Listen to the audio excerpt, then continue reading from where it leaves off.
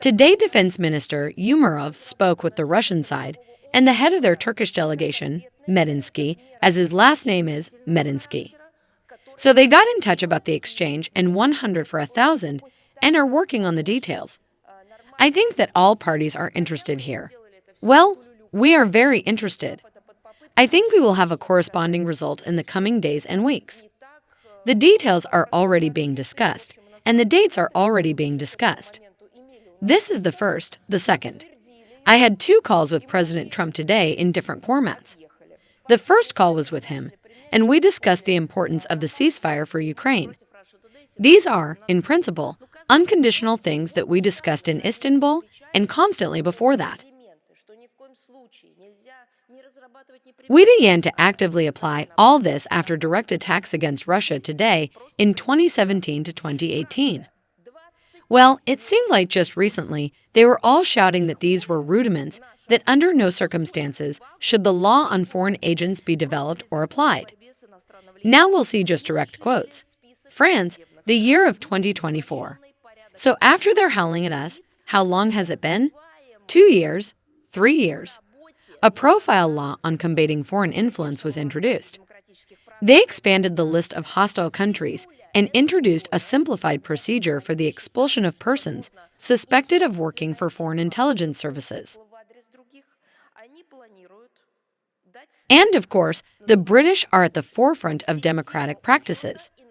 Since July this year, when presumably they thought their own echo may have subsided regarding others, they plan to launch what is called, listen, the System of Accounting for Foreign Influence. In America, it's FARA. Here it's IRS, in the Britain. The strictest regime will be introduced specifically regarding Russia. Thus, any NGO, non-governmental organization, NPO, non-profit organization, a person or a representative of a state authority must register in a special registry.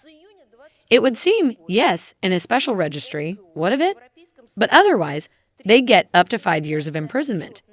It was Britain that most vocally claimed that we have a repressive legislation. From June 2024, all NGOs in the European Union are required to publish reports if their annual funding structure includes foreign contributions exceeding €50,000. As for the American agent legislation, it has also been toughened. Recently, the penalty for evading registration has increased. How do you think? From what to what? From 5 to 10 years of imprisonment, a huge increase. This list can go on indefinitely, and it is precisely these countries that were the loudest and continue to be the loudest when other countries, in response to their legislation and its application to their media, public figures, or certain structures, develop their own laws. There is a clearly established and outlawed repressive mechanism. I think that within the next year or 2, they will stop hiding it in any way at all.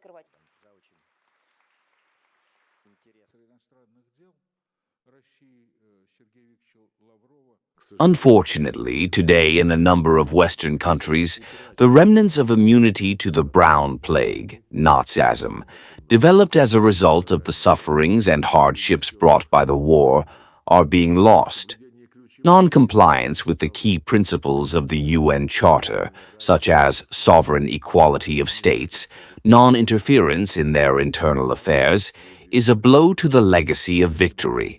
And the disregard for the outcomes of the Nuremberg trials, including the glorification of Nazi collaborators, is a betrayal and an insult to the memory of countless victims of Nazism.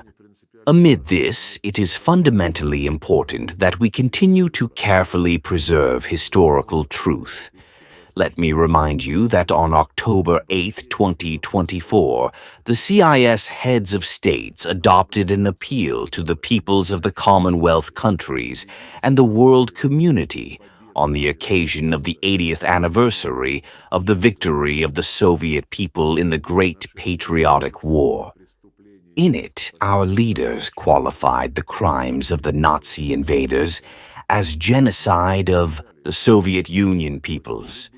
It is necessary to continue to oppose any attempts to falsify history and to glorify Nazi criminals and their accomplices.